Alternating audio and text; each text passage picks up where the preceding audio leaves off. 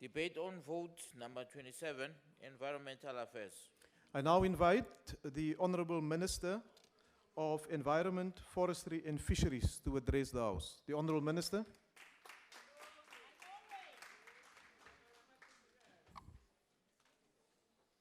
Honourable House Chair, Honourable Deputy Minister, Ms. Makgotso Sotyu,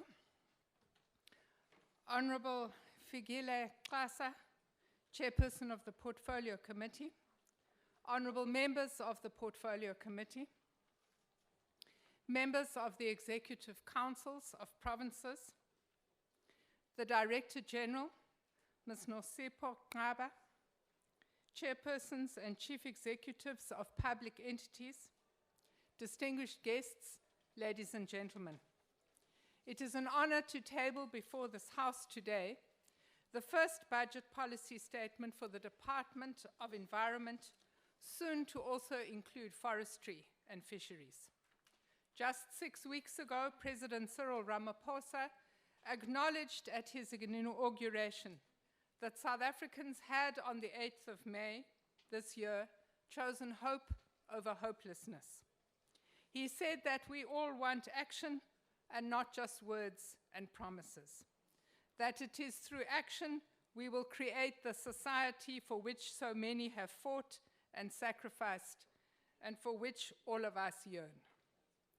During the course of this 6th administration, ladies and gentlemen, this government has prioritized actions that will promote social and economic transformation, fight poverty, inequality, and create work, particularly for those entering the labor market for the first time. Ours is a collective vision of a South Africa where no person goes hungry, where our economy grows faster than our population, where 2 million more young people will be in employment, where our schools will have better educational outcomes and violent crime will be halved. From an environmental perspective, it is our mandate to facilitate an economic growth path that is equitable, inclusive, sustainable, and environmentally sound.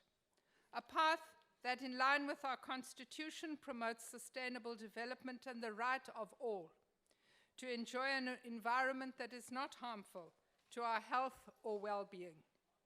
Our debate takes place today in a context in which, in recent times, the world has seen school children, including in our own country, organizing strikes to demonstrate against adult inaction, to address the risks of irreversible and dangerous climate change, the risks that these pose to their futures. These young people insist that we talk about a climate emergency and not just about climate change. Their actions are motivated by an understanding that global warming and its resultant climate change threatens the underpinnings of our economies and our social fabric. The youth insist that taking such action to keep global temperatures below a 1.5 degree centigrade rise over pre-industrial levels is essential for our survival as humankind. In his State of the Nation address 3 weeks ago, President Cyril Ramaphosa said, "Together with all the nations of the world, we are confronted by the most devastating changes in global climate in human history. The extreme weather conditions associated with the warming of the atmosphere threaten our economy. They threaten the lives and livelihoods of our people, and unless they act now, they will threaten our very existence." Ladies and gentlemen, more than 2 million South Africans are directly dependent on natural resources and the natural environment for their income. These figures include almost 900,000 who work in agriculture, 600,000 who depend on fisheries and activities linked to our oceans, and almost 400,000 who rely on various aspects of the biodiversity economy. Hundreds of thousands more are employed in the value chains associated with these industries. When we take into account that each of these breadwinners probably supports between 8 and 10 others, we start to understand the true significance of our natural resources to our economic and our social well-being. These natural assets are under unprecedented threat from climate change, excuse me, environmental degradation, and the loss of our biodiversity. We know that here, as elsewhere in the world, those living under conditions of poverty and vulnerability will be hardest hit by drought, floods, and extreme temperatures. These people will also have the least capacity to adapt to climate change. These realities have been recognized by the Global Risks Report tabled at successive meetings of the World Economic Forum in Davos. Since 2012, climate change, extreme weather events, water supply crises have featured in the top 5 risks in terms of both likelihood of these events occurring and the consequences of their happening. But all is not lost. For the first time, the world has agreed on a set of sustainable development goals that have turned the often misused term of sustainable development into a real and practical vision for the future. A practical vision that is clearly reflected in our National Development Plan Vision 2030. Our country will submit its first voluntary report on progress we have made in implementing the SDGs later this month.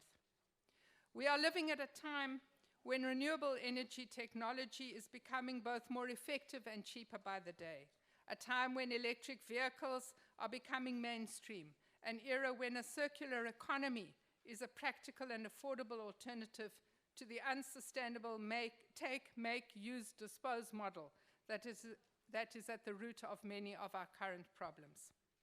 The National Development Plan requires us to leave future generations an environmental endowment of at least equal value to the one we have now. No single government department, entity, or municipality can do this alone. The work of building a sustainable and environmentally sound growth path is the work of the nation as a whole. It will require all spheres of government, business, organized labor, and civil society to come together in a program of joint action. In line with our understanding that our climate change response has to involve all sectors of society, the second draft of our climate change bill is currently being discussed and debated at NEDLAC. The bill aims to create a framework to implement the Vision 2030 call for a just transition to a climate-resilient and lower-carbon economy and society. Hence, its objectives are to provide a coordinated and integrated response to climate change, to provide for the effective management of inevitable climate change impacts, and to make a fair contribution to the global effort to stabilize greenhouse gas concentrations. Right now, such far-reaching change is hard to imagine. Society at large is worried about immediate issues of energy security, job losses, and retrenchments. This means that while we debate the climate change bill, we must of necessity also discuss the objectives and the process of the just transition itself, and ensure that it takes place in an orderly manner. We must tread this, our future path towards 2050, while maintaining energy security and creating employment. We must begin now to invest in essential research and development to create the new businesses and skills needed. This will enable existing industries and their workforces to proactively manage change in ways that create new jobs and create growth. Teamwork and partnerships must also guide how we ensure that we comply with our national ambient air quality standards. In the priority areas of the Highveld, Vaal Triangle, and Waterberg, the public are calling for immediate action. At our strategic planning session this past Monday, we already agreed to review our priority area air quality management plans and their implementation. Going forward, we must set up a multi-stakeholder implementation partnership, including at the highest levels of government. I have already written to Minister Mantashe and Minister Gordon in this regard. The management of waste, and in particular single-use plastic, is a matter that also requires our most urgent and pressing attention. Our plastic bag regulations and the plastic bag levy are two mechanisms government has used to influence consumer behavior and reduce littering. This is clearly not sufficient. The department is currently assessing single-use plastic products, and we will be conducting various stakeholder engagements in this regard. We want to see consumers challenging their favorite stores. We want to see retailers challenging their suppliers, and we want to see suppliers coming up with real and sustainable solutions. With the proper coordination and consumer action, voluntary change can be both sustainable and cost-effective. Happily, our plastics industry is already looking at local innovations to give these products a second sustainable life, amongst others in the building, construction, and furniture-making industries. Importantly, the global plastic waste crisis challenges the take, make, use, dispose approach to production and consumption. There is no waste in a circular economy. When we have finished with something, it becomes the raw material for something else. Our chemicals and waste economy, Pakisa, is the key circular economy component of our just transition to a fully sustainable development. The plan includes increasing the volume of waste diverted from landfills to beneficiation processes. As agreed at the Job Summit in October 2018, the department is studying 49 applications for the beneficiation of waste, including slag from the ferrochrome sector, ash from combustion plants, gypsum, paper, and cardboard. While we find ways to reduce waste in our landfills, we must also find ways to clean up our communities and improve our public open spaces. When President Ramaphosa launched the Good Green Deeds program earlier this year, he spoke about Rwanda, a country where the community takes pride in keeping their public spaces clean. Many provincial and local governments already have cleanup campaigns. Our intention is that under the banner of the Good Green Deeds campaign, we should unite and massify these campaigns into a national effort to clean up our country. South Africa is one of the 30 driest countries in the world. This phenomena has been intensified by a prolonged drought. A critical program aimed at improving water security is the control of invasive plants in our catchments and wetlands. Recent research estimates that protection and clearing of river catchments can increase our water supply by as much as 1/6, at a fraction of the cost of other projects such as desalination. The Working for Water program has cleared and maintained almost 3.5 million hectares of land over the last 25 years. And this work will be intensified this year in both our key catchment and wetland areas, with 190 wetlands scheduled for repair. Wetlands and estuaries also play a crucial role in flood management. Accordingly, the department is working with other affected departments and entities on a joint wetlands framework to improve wetland protection, management, and conservation in an integrated manner. This year, our environmental programs will create 67,000 work opportunities. A particular emphasis is on assisting young people in rural areas to enter the labor market for the first time, and accordingly, 65% of all opportunities will be set aside for those under the age of 35. Much more work must be done to ensure that as youth exit these programs, they have been adequately equipped for permanent productive activity. We are fortunate that our country has a well-developed suite of policy and legislation for the management, conservation, and sustainable use of biodiversity. Preserving our natural wealth for future generations complements and contributes to our nation's scientific achievements as we finalize a new 140,000 hectare national park around the square kilometer array in the Northern Cape.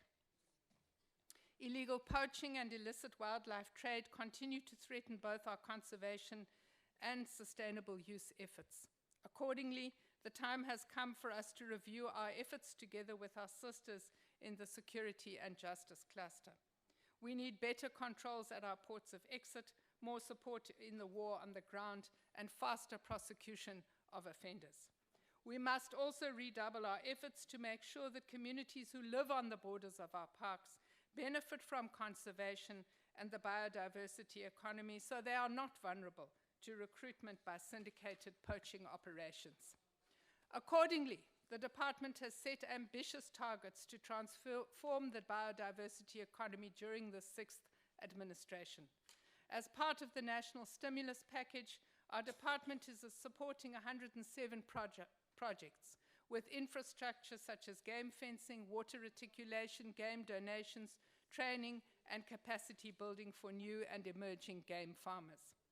To optimize the economic development and job creation potential of our indigenous plant wealth, initiatives like the Bioproducts Advancement Network of South Africa are aimed at working with industry and conservation to ensure that rural women in particular benefit from both the intellectual property rights of indigenous knowledge systems and the cultivation and harvesting of indigenous plants. Our flagship Oceans Pakisa program has so far contributed 120 billion, or 4.5% to our GDP. Currently, it sustains 676,000 jobs across the ocean-related sectors. By 2024, we hope that the facilitated ocean economic activities and investments will contribute 143 billion to GDP and sustain 780,000 jobs. The recently gazetted network of 20 new marine protected areas increases our protective refuges of our exclusive economic zone, and this will help sustain fisheries for long-term food and job security. It is important at this point, honourable members, to repeat the point that we made in the interaction we had with those from fishing communities about 3 weeks ago, where we said that we would review the FRAP 2020 process, which will see the reissuing of licenses for 12 of the 22 fisheries. This decision has been taken following consultation with the sector and is aimed at ensuring that we follow all regulatory and legislative requirements. It is essential that the process is seen to be fair, open, and transparent. It must promote the transformation of the sector and create sustainable livelihoods for the many coastal communities who have no other means of support. The process to transfer both fisheries and forestry to our department is at an advanced stage. Honourable members, effective compliance and enforcement underpins environmental justice and the integrity of our regulatory system. Upholding environmental rights and combating environmental crime in all its forms contributes to our efforts as a government to ensure social cohesion, safety, and security.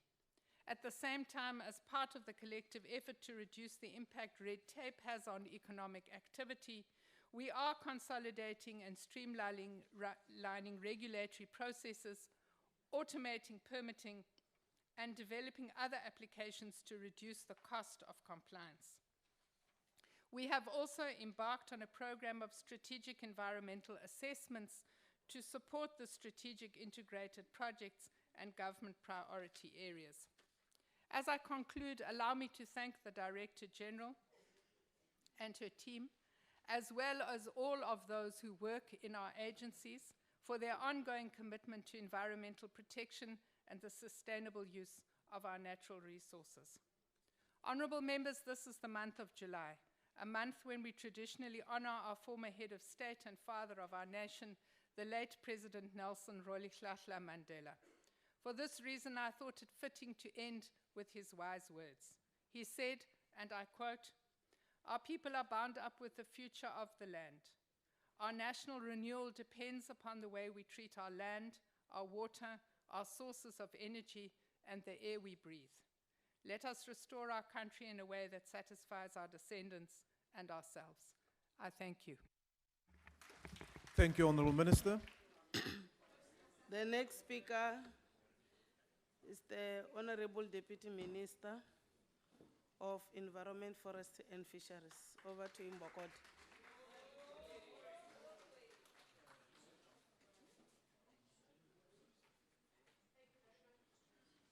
Thank you very much, Chairperson.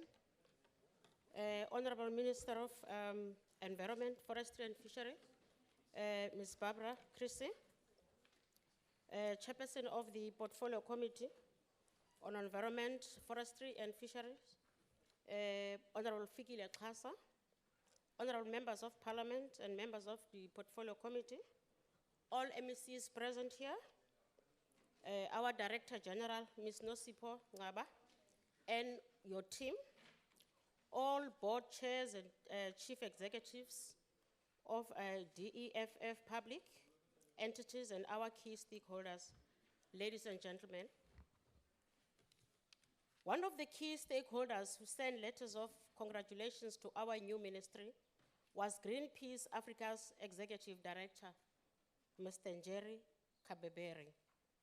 This congratulatory letter deserved a special mention, not only because Greenpeace Africa is one of our key stakeholders and partners in discharging our constitutional mandate, that of protecting people's rights to a clean environment as guaranteed by Section 24 of our Constitution, but also because Greenpeace Africa went on specifically and precisely laying out all the issues that need to be prioritized by our newly amalgamated Department of Forestry and Fisheries, specifically mentioning concerns of climate change, air pollution, global warming, ocean vulnerability, and underdeveloped policies and legislation. This is a kind social activism that is much needed by our government, as a healthy environment requires a concerted action from all sectors of our society. Chairperson, thou issues of climate change and pollution and related big words such as the words that we always hear every day, biodiversity and ecosystems, could be quickly seen as just other academic and far-fetched phenomenon from the immediate realities of our communities. Most people have other things to worry about, partly because the grave consequences of climate change and pollution, health hazards, tend to be invisible, yet incremental until suddenly they become catastrophic through natural and unnatural disasters such as typhoons, forest fires, deadly disease, and severe drought. And part of the problem is that these issues of climate change and pollution are either perceived as concerns of other groups of people and nothing to do with immediate societal challenges such as poverty, unemployment, and economic growth, or it is alleged to be a problem of the future. Neither could be further from the truth. The fact of the matter is, biodiversity simply means we need to quickly acknowledge that our existence and survival as the human species solely depend on the normal functioning of our weather system to get good rains for water and sustainability of both the land and sea animal species and plant kingdom. And indeed, this survival also depends on good governance and management of our land to ensure sustainability and sustainable forest for habitable land, fertile soil for human and good security and food security, and animals' survival. This coexistence between humans, animals, and nature is indeed a social cohesion that was already envisioned by our national government with other fellow South African countries way back in 1999, that is the Southern African countries way back in 1999, through the establishment of the Trans-Frontier Conservation Areas, which I will refer to in future as TFCAs.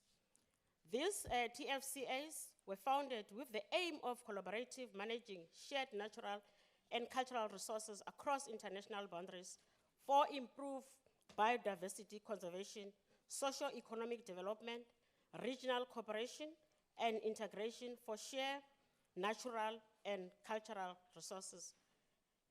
When I was appointed as a deputy minister in this department, and I came across these difficult words, and then I was very curious and called upon the DDG responsible for this area and the DG responsible. I said, just explain to me what kind of areas are these areas, just to discover that these are things that we are living with almost every day.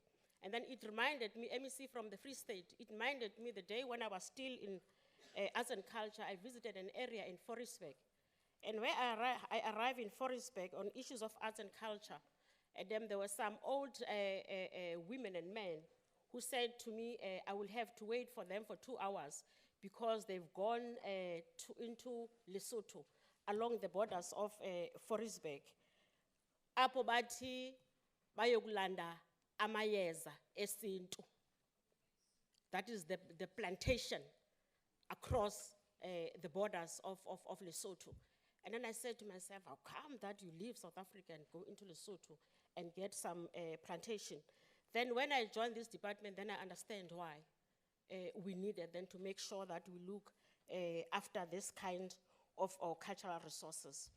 Consequently, the creation of the Kgalagadi Transfrontier Park on the 12th of May 2000 opened the first chapter on the TFCs in Southern Africa. Currently, South Africa is playing a leading role in the collaborative management of 6 transferred conservative areas with Namibia. We know that we have borders with Namibia. Botswana, we have borders with Botswana. Zimbabwe, we know that we have borders with Zimbabwe, especially from the Limpopo side. Lesotho from the Free State side, and Mozambique, Mpumalanga, and Swatini. This TFC's socio-economic growth spin-offs through tourism is undisputable. Many renowned tourism destinations such as Kruger National Park are already situated within these SADC TFCs, which continue to generate economic growth and employment in the surrounding rural communities. And for this financial year, 2019-2020, the department will continue with our SADC partners to consolidate the work being undertaken in the TFCs for the benefit of transboundary biodiversity conservation, to address challenges of rhino poaching, as we all has mentioned that, and illegal animal competition, hunting, to name just a few. We will also explore other transboundary collaboration in the areas of World Heritage Sites and the program on biosphere reserves. Chairperson, the establishment of the TFCAs is a human-made and very progressive. At the same time, their establishment or destruction will also be inevitably due to human activity or behavior and will be catastrophic. Therefore, the good management and clean governance of the natural habitat is critically fundamental. And that is why on the 17th of June this year, South Africa joined the Community of Nations in celebrating the 25 years of advancement of sustainable land management under the auspices of the United Nations Convention to combat desertification. We must know this fact that there will be no TFCs if animals lose their natural habitat through the irresponsible and illegal cutting of trees. Chairperson, it is a well-known proven scientific research that the forests are very important for the sustenance of wildlife, and they play an important role in food chain. Forests also play an important role in the water cycle. They check the flow of running water and cause to percolate through the soil and increasing underground water level. Owing to the numerous benefits and the product of the forest, it can be easily stated that forests are one of the invaluable gifts of nature to the humankind.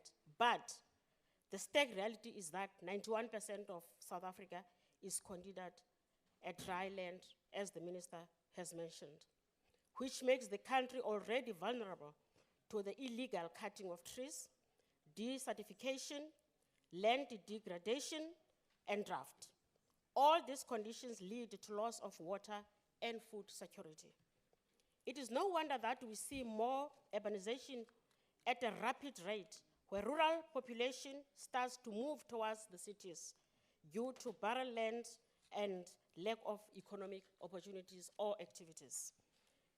Indeed, it is also no wonder that ESCOM is insisting on building more power coal-driven plants in a country where nearly 90% of the electricity comes from coal, along with major coal exports. That is why the department will have to be informed by an approach of balancing the act, as mentioned earlier by the Deputy Minister of Minerals and Energy this afternoon. When responding and intervening on all these challenges, there is no other approach than balancing the act. If we are to meet and achieve the Sustainable Development Goal of a land degradation neutral world, where there is no net loss by 2030. In this instance, our department is currently implementing and improving on 4 of its programs to meaningfully contribute to the conservation of South Africa's biodiversity and the socio-economic development of the rest of SADC member states through programs such as transfrontier conservation areas, as I have mentioned. Under the auspices of the Expanded Public Works Program, the department continues to invest on core areas of focus such as I mentioned, sustainable land management, protection of forests, securing strategic water resources, and restoring degraded land. The department will also be ensuring that the broad-based economic empowerment, small, medium, micro-sized enterprises, that is BEEs, SMEs, are efficiently supported for maximum economic growth and job creation, especially for our youth and women in business. While we are still in the process of amalgamation of the department, we have observed that plantation forest is another program that seeks to enhance on the existing natural forest and woodlands that South Africa has. Chairperson, South Africa presently has about 1.2 million hectares of plantations. Some of these plantations are leased by government to private companies, and 3.7% of these hectares are owned by small growers. Forest contribution is around 10% of the country's or agricultural GDP. However, the balancing act approach is critical for this program, as plantation forestry comes at a cost in terms of transformed land, water and soil impact, fire risk, and loss of biological diversity. The Forestry Stewardship Council and the implementation of its guidelines will thus go a long way to bring sustainability to the plantation forestry sector. The Working on Fire program is another initiative to save our forestry. How can we forget the 2017 devastating fires that destroyed the trees and greens of the Garden Route, Port Elizabeth, where 6 lives were tragically lost in that process.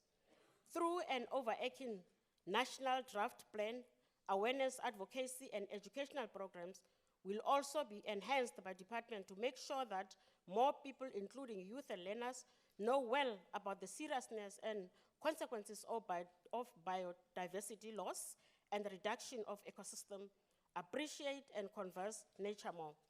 Agroforestry strategy is an additional initiative that seeks to integrate forestry and agriculture on the same piece of land, holding a number of social, economic, and environmental benefits. Chairperson, on facts about our environment will definitely assist our ability to a collective, compliant, and indeed caring resilience on the inevitable threat brought about climate change and air pollution. These are threats that have domino effects, multiplying too many other threats, as mentioned by the Minister. We will thus ensure that our department will always act professionally and never with impunity in responding to complaints, concerns, and compliments regarding our immediate mandate. Our motto should be, environment rights is human rights. As appropriately, the 21st of March is celebrated as International Day of Forest. In conclusion, I would like to thank the Honorable Minister for her already shown leadership in this short space of time that we have assumed our new respective responsibility in this rather difficult and technical portfolio. My gratitude also goes to our Director General, Ms. Nosipho Ngaba, and the entire team at the department for welcoming us and the support that has been shown to us already as the executive. Thanks again to the family of Environment, Forestry, and Fishery for such a warm welcome. Acknowledge our MECs, Chairperson of the Portfolio Committee and the Select Committee, and I want to say we are here to serve the people of South Africa. I thank you.